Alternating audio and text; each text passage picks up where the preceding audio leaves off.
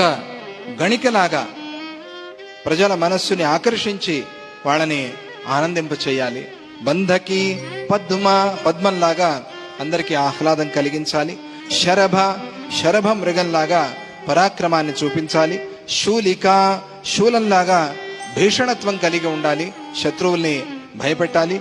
గుర్విణీ స్తనాత్, ఎలాగైతే ఒక గర్భిణీ స్త్రీ పుట్టబోయే బిడ్డకి తాను ముందే తల్లి పాలని ధరిస్తుందో ఆ ప్రకారంగా ఇంటి యజమాని అయిన వాడు రాబోయే విపత్తుల్ని ముందే ఆలోచించి తాను ఏది జాగ్రత్త చేయాలో ఆ ధనాన్ని జాగ్రత్త చేసి పెట్టుకోవాలి. అది మాత్రమే కాదు, ఎలాగైతే పాలమ్మే ఒక స్త్రీ ఉంటుంది, ఆ పాలమ్మే స్త్రీ ఆ పాల నుంచి రకరకాలైన తీపి పదార్థాలు చేసి అమ్మి పెడుతుంది. అలాగే ఒకే దాని నుంచి అనేకమైన గుణాలని తీసేటువంటి బుద్ధి కూడా నీలో ఉండాలి. గుర్విణీస్తనాత్, ఈ ప్రకారంగా సామ్నా భేదేన సామదాన భేద దండోపాయాలు నాలుగిటిని ప్రయోగించాలి. ఏదైతే అది ముందు సామం, తర్వాత భేదం, తర్వాత సామదానం, తర్వాత భేదం, తర్వాత దండం. ఏది పని చేయలేదంటే దండం దశగుణం భవేత్, తప్పదప్పుడు. ఆ ప్రకారంగా ఏది ఎప్పుడు ప్రయోగించుకోవాలో కూడా నీకు తెలిసి ఉండాలి. ఎవరి నుంచైనా సరే మంచి తీసుకోవడానికి నువ్వు సిద్ధంగా ఉండాలి. అది ఎవరైనా సరే. ప్రజ్ఞ, చూడంగానే ఇది బాగుంది, వీడికేం తెలుసు, వీడి చిన్నపిల్లవాడు, వీడెవడు నాకు చెప్పేది, ఇలా అనుకోవద్దు. ఎవరి నుంచైనా సరే, ఏ గుణమైనా ఎవరి నుంచైనా తీసుకోవడానికి సిద్ధంగా ఉండాలి అని ఆ మదాలసాదేవి చెప్తూ, చక్ర, ఇంద్రుడు, అర్క, సూర్యుడు, యమ, సోమ, చంద్రుడు, తద్వద్ వాయోహో వాయువు, వీళ్ళ నుంచి కూడా నేర్చుకోవాల్సి ఉన్నాయి రాజా. సరే, ఇవన్నీ గుణాలు. ఈ గుణాలు నేర్చుకుంటే బాగుపడతావు. ఎలా ఈ భూమిని పరిపాలించాలి, లేదా రాజ్యపాలన ఎలా చేయాలి అనేది వీళ్ళ నుంచి చూసి నేర్చుకో అని ఒక్కొక్కళ్ళని విడిగా చెప్తుంది ఆవిడ. ఈ దేవతల గురించి విడివిడిగా చెప్తుంది. అప్పుడప్పుడు ఇవ్వాల్సిన పరిహారాలు ఇస్తూ ఉండాలి, ఇవ్వాల్సిన గిఫ్టులు ఇస్తూ ఉండాలి. అప్పుడప్పుడు ఎప్పుడు గిఫ్టులు ఇచ్చే పని పెట్టుకోవద్దు, కానీ అప్పుడప్పుడు గిఫ్టులు ఇవ్వు. ప్రియులకి, ఇష్టమైన వాళ్ళకి, ఇంటి వాళ్ళకి ఇవ్వాల్సిన గిఫ్టులు ఇవ్వు, తృప్తిపరచు. ప్రజలకి ఇవ్వాల్సింది ఇచ్చి సంతోషపెట్టు. ఎలా? ఇంద్రుడు ఎలాగైతే 4 నెలలు వర్షాలు కురిపించి మనుష్యుల్ని సంతోష పెడతాడో ఆ ప్రకారంగా. ఇప్పుడు చాతుర్మాస్యం అంటాం కదా, అందుకని తర్వాత ఏం చేస్తాడు? 4 నెలలు కురిపిస్తాడు, తర్వాత మెల్లగా సూర్యుడు తీసుకుంటాడు. ఇలా ఇంద్రుణ్ణి చూసి నేర్చుకో. ఆయా కాలాల్లో ఇవ్వాల్సింది ఇచ్చి సంతోష పెట్టడం అనేది ఇంద్రుణ్ణి చూసి నేర్చుకో. ఇంద్రుడేగా వర్షాలు కురిపించేది, పర్జన్యుడు అంటే ఆయనేగా. ఈ 4 నెలలు అయిన తర్వాత సూర్యుడు వస్తాడు. సూర్యుడు వచ్చి ఏం చేస్తాడు? మెల్లగా ఆ కురిసిన వర్షం నీళ్ళన్నీ కూడా లాగుతాడు.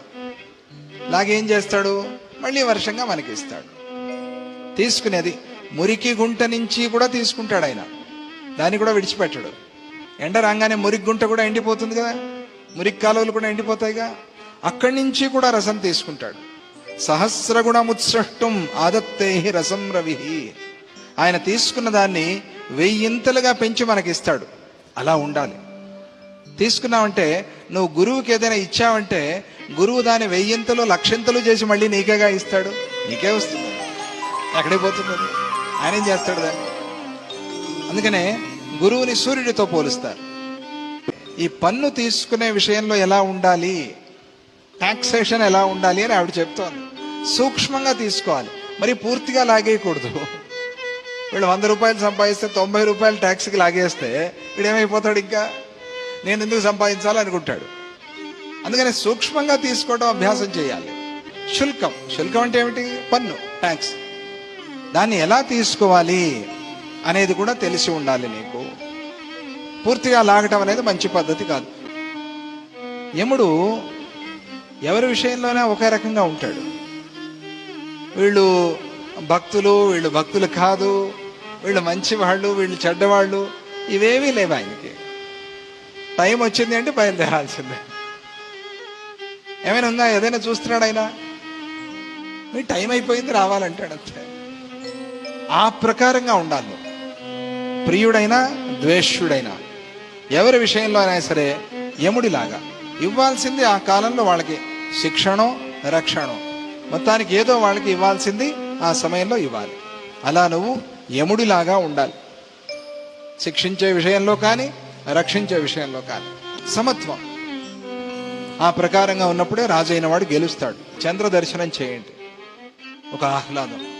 సహస్ర చంద్ర దర్శనం మొన్ననే స్వామిజీ వారు చేసుకుంటే మనం అంతా ఆనందంగా ఆ పండుగ చూసాం, ఆనందించాం, మరిచిపోయాం మనం.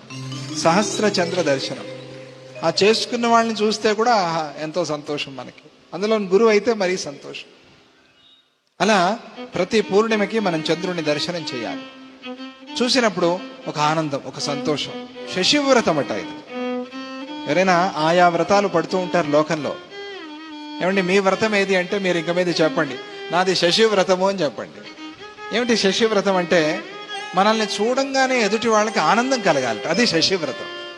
అది పట్టమన్నాడు ఆ మదాలసాదేవి. శశివ్రతం పట్టు.